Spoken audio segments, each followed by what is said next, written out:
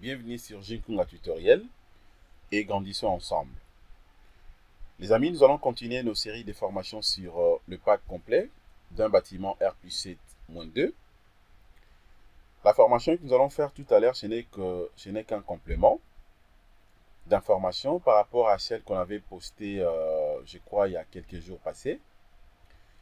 Ensemble avec vous, nous allons donc décortiquer rapidement la leçon, afin de voir encore une fois de plus comment l'ingénieur sera à mesure de bien faire l'évaluation de la charge appliquée justement sur le plancher de l'ascenseur.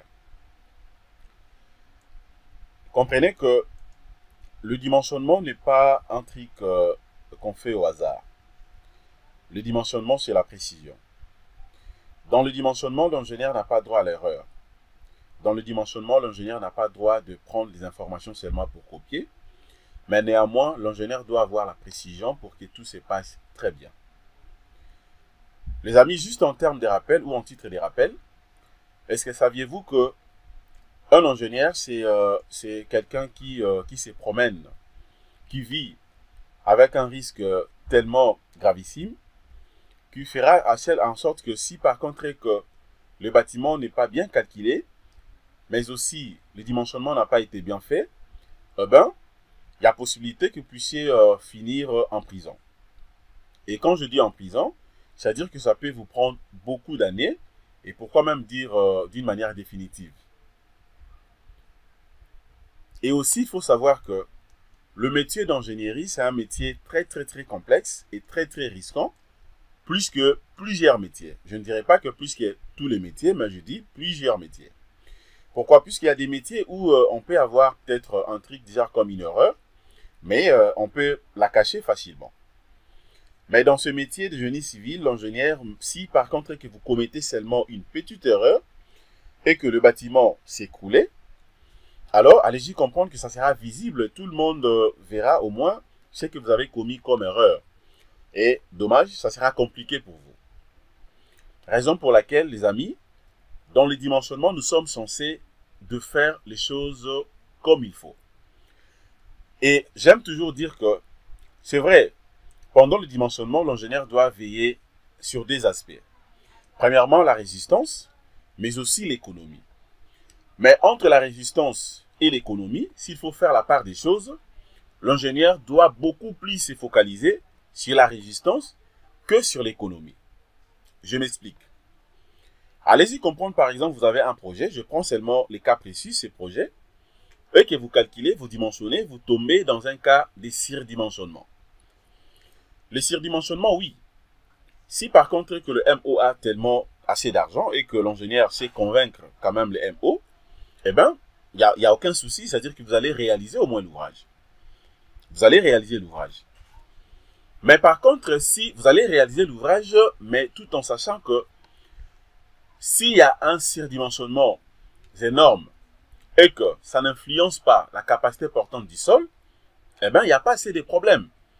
C'est vrai, l'ouvrage a été surdimensionné, mais néanmoins, vous allez réaliser l'ouvrage sans problème.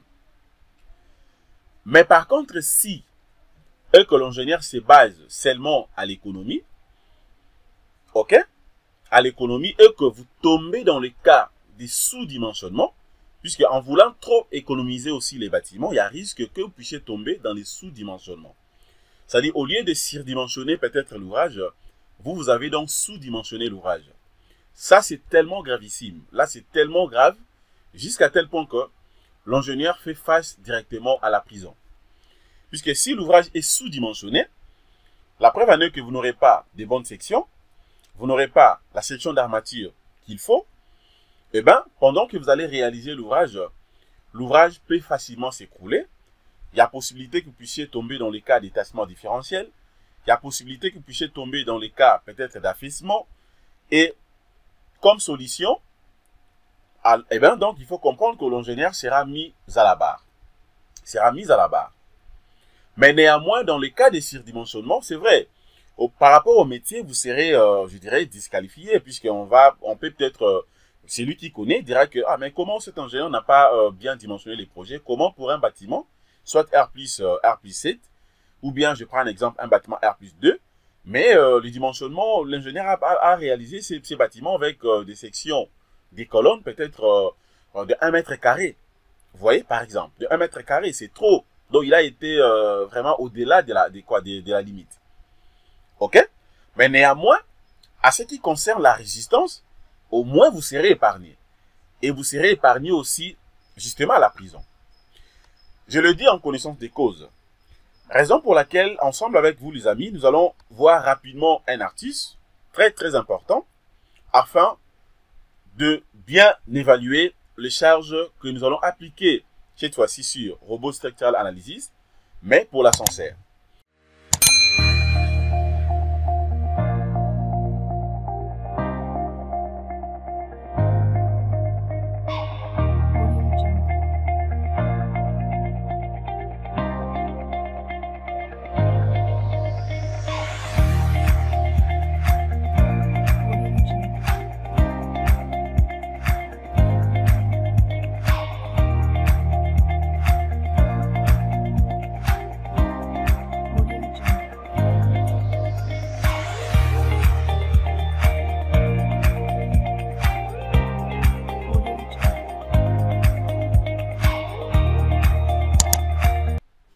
Les amis, j'espère que vous allez très bien.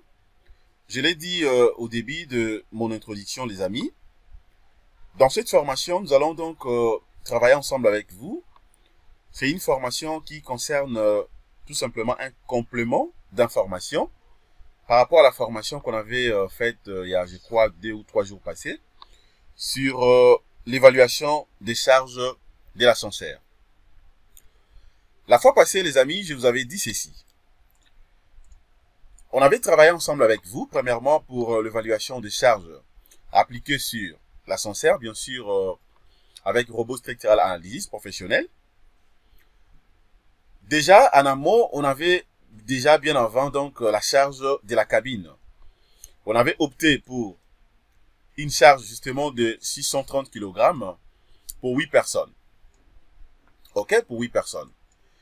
Mais cela ne veut pas dire que pour tout cas de l'ascenseur que vous aurez faire à face, que vous allez peut-être calculer, ça sera toujours de 630 kg. Non, ça varie, donc ça dépend du nombre de personnes. Généralement, il y a aussi le poids pour 6 personnes. Pour 6 personnes, justement, le poids c'est des 450 kg. Voilà, c'est pour dire que si vous voulez peut-être évaluer ou dimensionner ou calculer, peut-être évaluer les charges de l'ascenseur, excusez, pour 6 personnes, sachez-le que le poids est justement de 450 kg.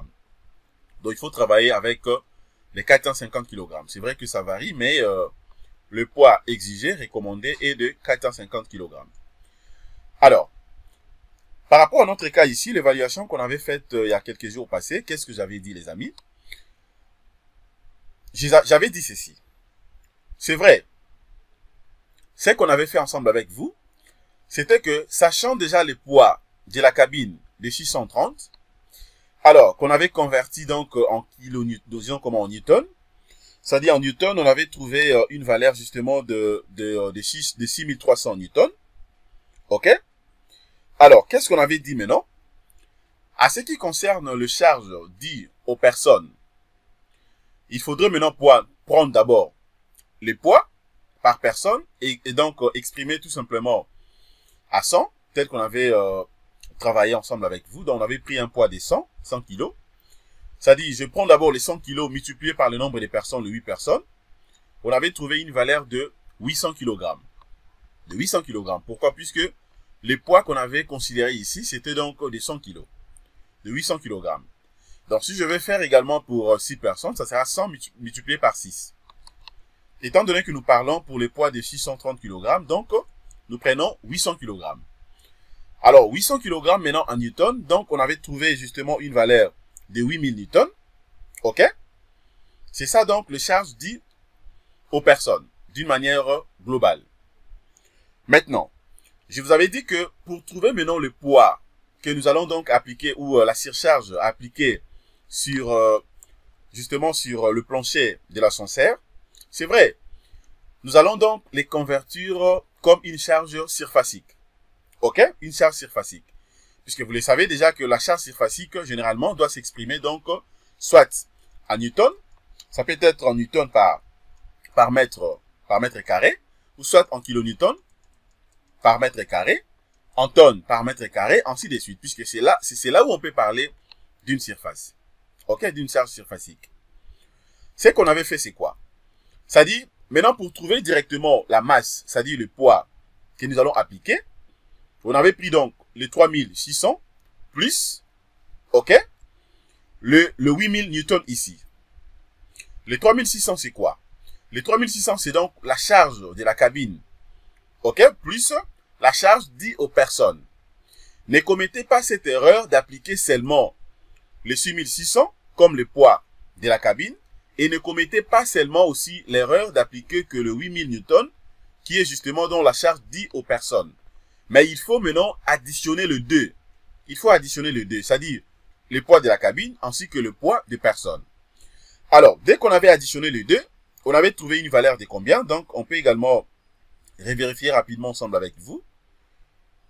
Attendez, je peux prendre d'abord ma calculatrice rapidement, afin de refaire d'abord les calculs.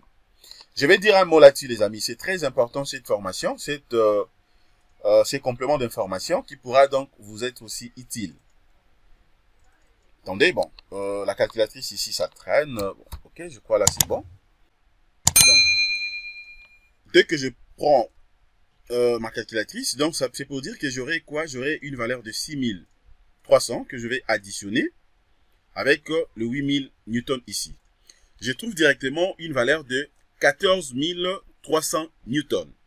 C'est la valeur qu'on avait trouvée ici. Vous voyez? C'est 14 300 newtons.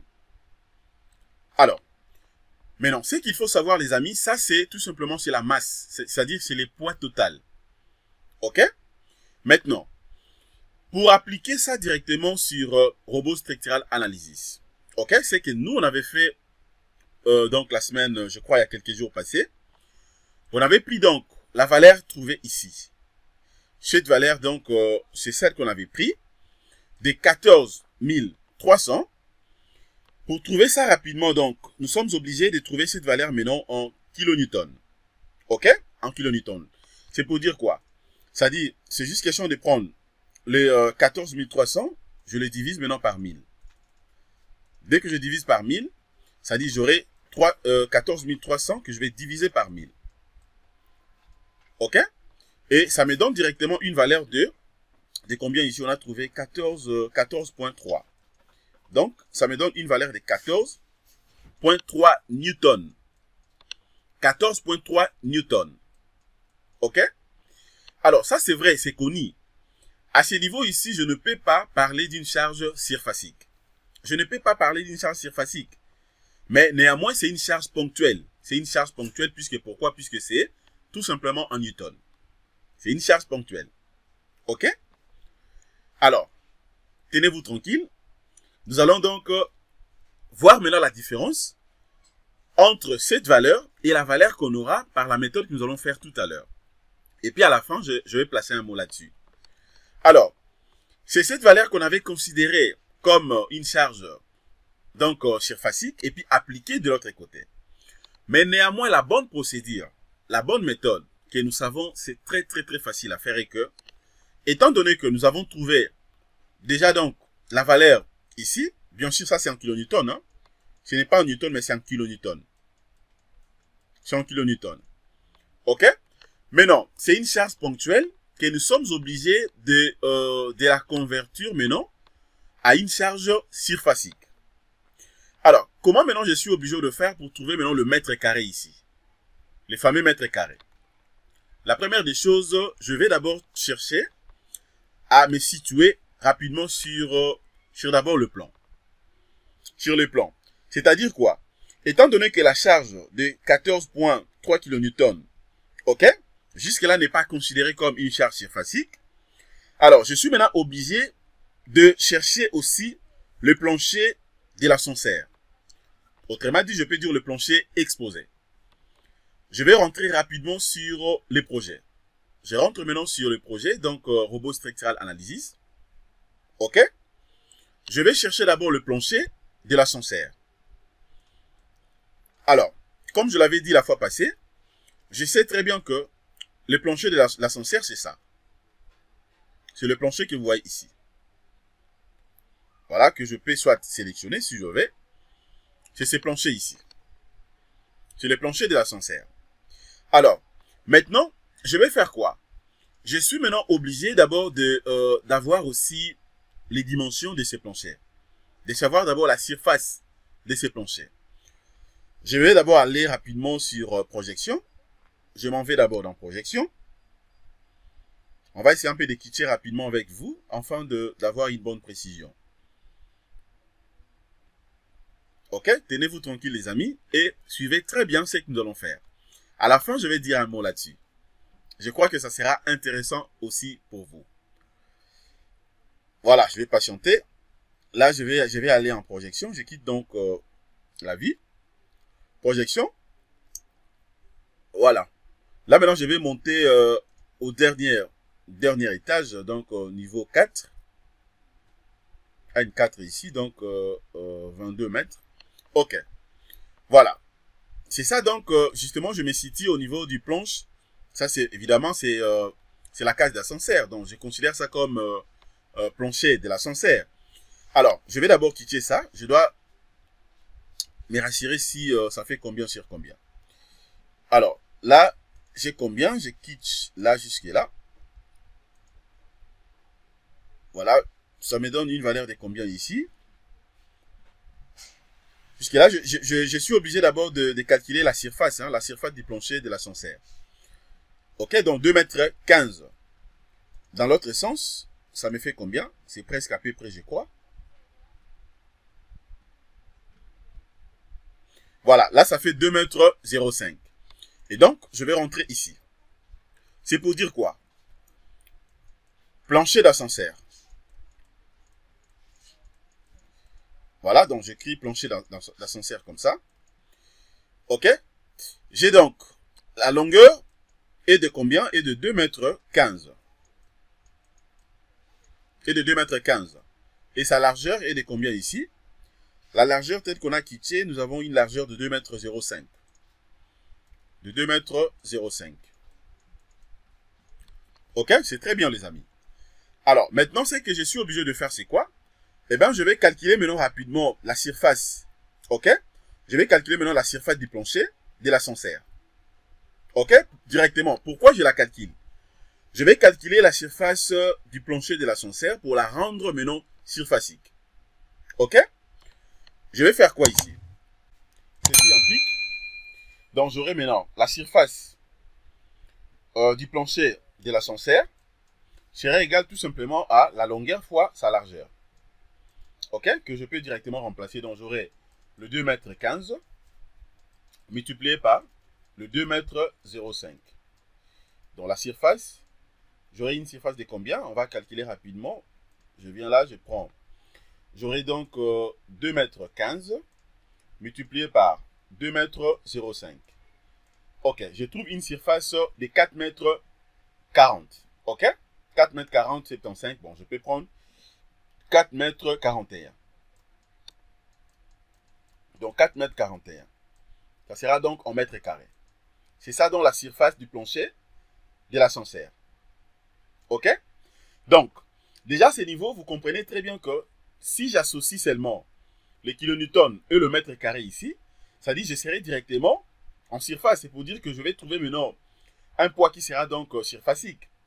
Maintenant, étant donné que j'ai appliqué, qu'est-ce que je suis obligé de faire maintenant?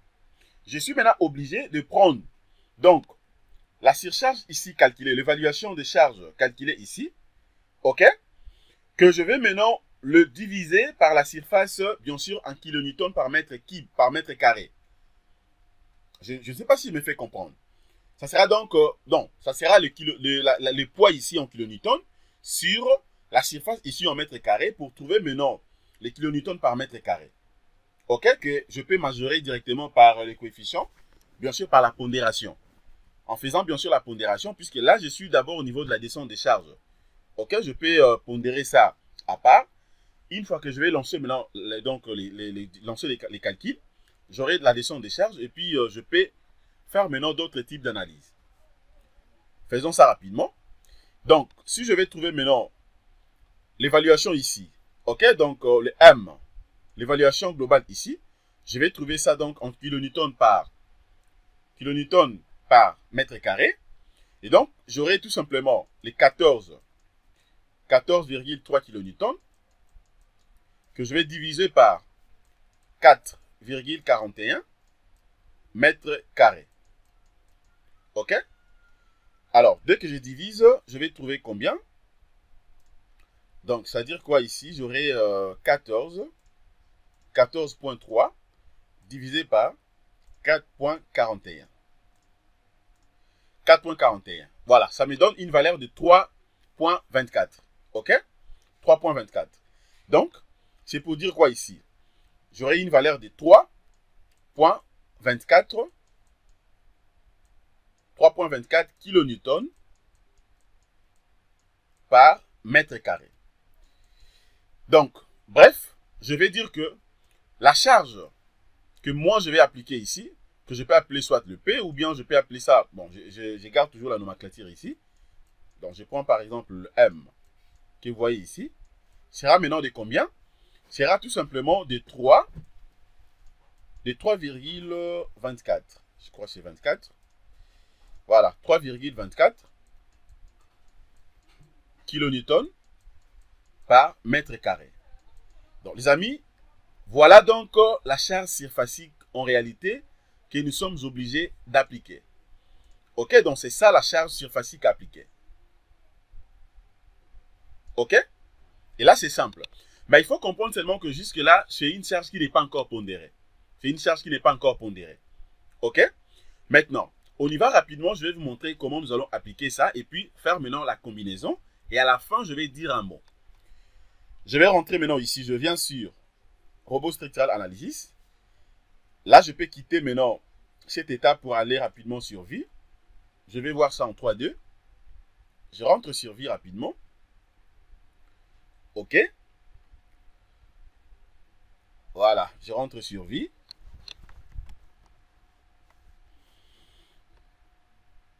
OK. Maintenant, appliquons ça rapidement.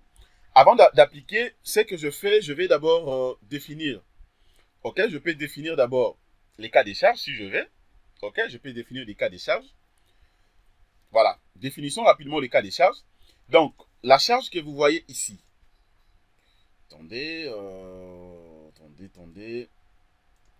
Voilà, donc.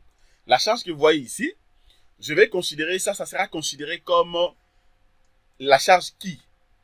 Ok, donc je considère ça comme une charge d'exploitation que moi je vais appliquer. Ok, puisque ce n'est pas une charge permanente. Je ne sais pas s'il me fait comprendre. Ce n'est pas comme une charge permanente. Ok? Donc je considère ça comme une charge d'exploitation. Je suppose que ça peut varier. Ça peut varier. Ok? C'est-à-dire que c'est une charge que je suppose que ça peut varier. Donc, je considère ça comme une charge d'exploitation. Maintenant, ce que moi je vais faire, c'est quoi? Je vais rentrer d'abord ici. À partir d'ici, maintenant, je vais définir d'abord la charge appliquée ici. Je viens là. Je prends maintenant cas de charge. Ok, je prends d'abord cas de charge.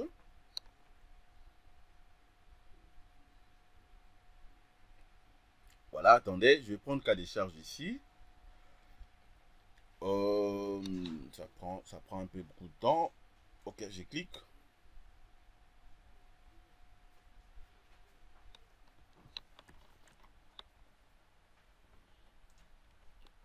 Ok, je vais patienter. Donc, je peux directement définir à partir d'ici. Je viens d'abord, je prends la nature d'exploitation. Ok. Bon, les noms également, je peux modifier comme je veux. Hein, donc, je peux modifier à partir d'ici. Alors, là, maintenant, je peux faire quoi? Je prends, par exemple, qui. Ok. Donc, je vais respecter seulement la nomenclature, comme la définition qu'on avait faite bien avant. Ok. Donc, je vais mettre qui. Sur ascenseur, par exemple. Ou bien dalle d'ascenseur, ça dépend. Ascenseur. Ok, donc j'écris ça un peu comme ça. Voilà. Ok. Alors, maintenant, sur plancher d'ascenseur. Voilà. C'est beaucoup plus mieux. qui plancher d'ascenseur. Qui plancher d'ascenseur, ça dit c'est sur plancher d'ascenseur. Voilà. Alors, maintenant, je peux cliquer sur ajouter. D'abord, j'ajoute. OK. Je dois me rassurer que la charge que je viens d'ajouter, les cas des charges définies, est prise en compte. J'ajoute d'abord. Tout en sachant que la valeur qu'on avait trouvée ici est de 3,24 kN par mètre carré. Voilà, donc je vais rentrer d'abord ici. Voilà, je vais patienter. Et donc, là c'est bon. C'est déjà défini. Donc là, je peux fermer directement ça. À partir d'ici, vous avez donc le plancher d'ascenseur. Maintenant, je vais appliquer directement la charge définie ici. Je viens sur définir charge. OK. Je viens sur définir charge. Je vais d'abord bien zoomer. Voilà, je ferme d'abord. Je dois bien zoomer d'abord pour ne pas commettre l'erreur. Voilà, je sélectionne d'abord la dalle, le plancher de l'ascenseur. OK, le plancher est sélectionné. Je vais rentrer là, je prends définir charge. OK.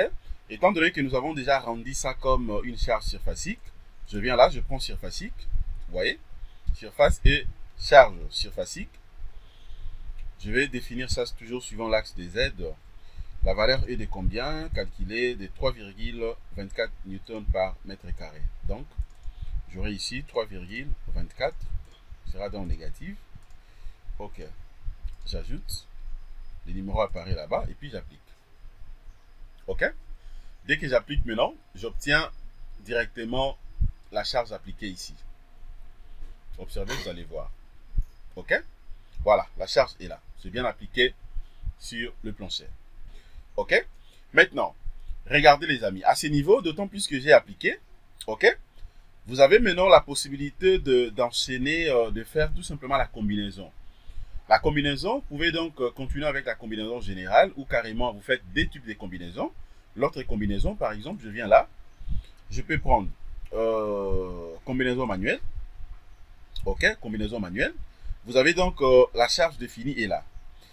Maintenant, je remets d'abord les tout. Je peux remettre les tout. OK, je vais faire ma combinaison soit en éli. En éli, y compris également le poids que je viens d'insérer ici. OK, vous reprenez seulement la combinaison. Vous faites la combinaison soit en éli. Bien sûr, avec le poids que nous avons appliqué sur la dalle, le plancher de l'ascenseur, vous le faites aussi en LS. C'est comme si que vous aurez maintenant au total soit 4 types de combinaisons. Combinaison en éli d'une manière globale, combinaison en éli en LS d'une manière globale, combinaison en éli seulement avec la charge que nous venons donc d'ajouter ici, et combinaison en LS seulement avec la charge que nous venons d'ajouter ici. Pourquoi? Puisqu'il peut y arriver que vous voulez faire par exemple des analyses seulement de la cage d'ascenseur. Seulement de l'ascenseur. OK? Ça sera beaucoup plus simple. Ça sera beaucoup plus simple. OK? Mais par contre, si vous suggérez qu'avoir plusieurs combinaisons, ça vous embête, donc ça sera un peu compliqué pour vous de bien travailler. Alors, eh ben, vous faites seulement deux types de combinaisons. En ELI, normalement, avec toutes les charges, mais aussi en LS avec toutes les charges. OK? Donc, voilà en fait, les amis, ce que je voulais d'abord vous montrer concernant le point dont nous venons de voir tout à l'heure. Mais néanmoins, je vais rentrer maintenant au débit. Je rentre d'abord ici. Voilà. Les amis, regardons maintenant l'écart qui existe entre les deux valeurs ici. Je prends d'abord ma calculatrice. Si je prends, c'était 14,3, ok, la valeur ici. Je prends 14,3 moins 3,24. OK? La différence est de 11,06. C'est vrai que c'est énorme.